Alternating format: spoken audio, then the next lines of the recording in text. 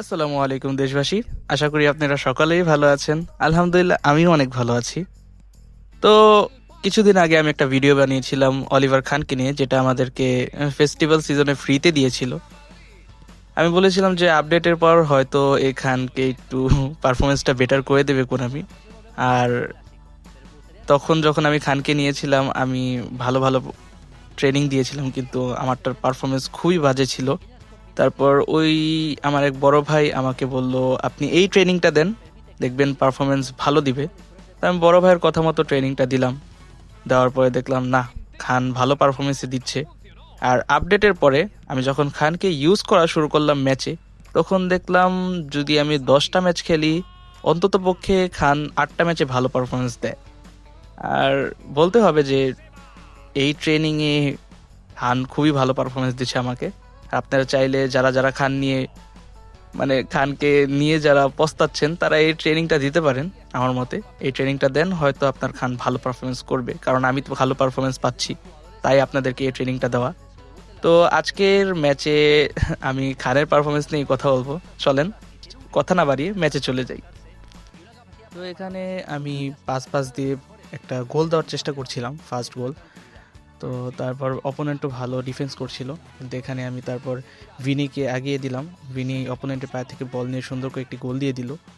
আর Vini যখন নাকি performance মানে ম্যাচের ভিতর দেখি ওর পারফরমেন্স ভালো দেবেও, তখন ও ফুল ম্যাচে খুবই ভালো পারফরমেন্স করে। আর ভিনির এই কার্ডটা আমি 2025-এ পেয়েছিলাম, পোর্ট ডাব্লিউ কার্ডটা। আর এই কার্ডটা অস্থির ভাই, পারফরমেন্স অস্থির। তো তারপর আমি এখানে এক গোলে এগিয়ে গেলাম অপোনেন্ট থেকে। আর অপোনেন্টও দেখলাম তখন একটু অ্যাটাক দেওয়ার চেষ্টা করছিল বারবার। তারপর আমি এখানে দ্বিতীয়বার ভিনিকে সুন্দর করে টান দিয়ে ভাবছিলাম একটা ক্রস দিব, ক্রস দিয়ে একটি গোল করব।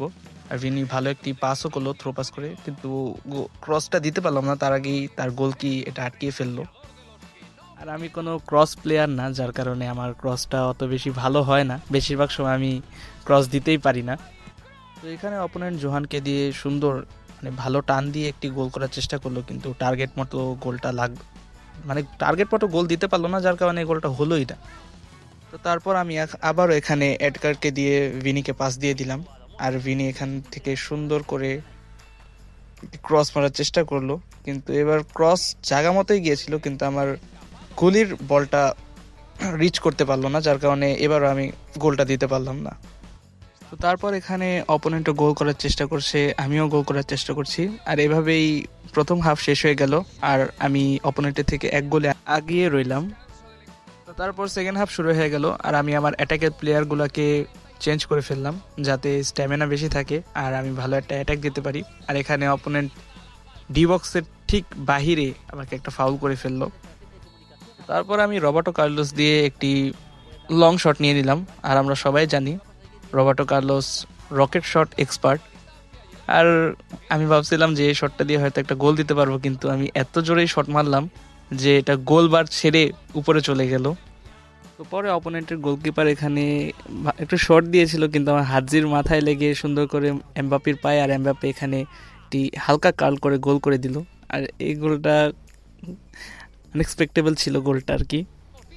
তো যখন আমি 2 গোল এগিয়ে গেলাম, তখন অপোনেন্ট পাস পাস দিয়ে তার প্লেয়ারকে আমার গোল বারের দিকে এগিয়ে নিচ্ছিল। আর এখানেই অলিভার খান তার পারফরমেন্স দেখিয়ে দিল। তো এই সময় আমি ভেবেছিলাম যে গোলটা হয়ে যাবে, কিন্তু এখানে 2বার শট দিল, কিন্তু আমার অলিভার খান 2টা গোলই সুন্দর করে আটকিয়ে ফেললো, যা তো খুবই ভালো ছিল গোলকিপিংটা। তো তারপর অপোনেন্ট আবার এখানে তার প্লেয়ারকে এগিয়ে নিচ্ছিল একটা গোল করার জন্য, আর আমিও বারবার ডিফেন্ড করে ফেলছিলাম, কিন্তু এখানে অপোনেন্ট সুন্দর করে তার প্লেয়ার বের করে নিয়ে গেছে আর একটি লং শট দিল, কিন্তু এটাও আমার অলিভার খান আটকিয়ে ফেললো। তো এই সময় অলিভার খানের পারফরমেন্স দেখে আমি নিজেও অবাক যে যে নাকি একটা গোল, একটা হালকা ট্যাপ গোলই ঠেকাতে পারতো না, সে এত সুন্দর গোলগুলো কিভাবে ঠেকাচ্ছে। আর এভাবেই অনেকবারই অপোনেন্ট অ্যাটাকের চেষ্টা করছিল, আর আমি বারবারই ডিফেন্ড করে ফেলছিলাম। আর আমিও একটা গোল করার চেষ্টা করছিলাম, কিন্তু আমিও এখানে গোল করতে পারছিলাম না। আর এরকম হাড্ডাহাড্ডি টক্করের মাঝখানেই এই ম্যাচটা শেষ হলো। তো আজ অলিভার খানের জন্য আমি আজকে ম্যাচটা জিতে গেলাম। হয়তো যদি ওই 2টা গোল না ঠেকাতো, তাহলে হয়তো আজকে ড্র হয়ে গেত ম্যাচটা। তো এই ছিল আজকের ভিডিও, আশা করি সকলের ভালো লেগেছে। আল্লাহ সবাইকে ভালো রাখুক, সুস্থ রাখুক। আল্লাহ হাফেজ।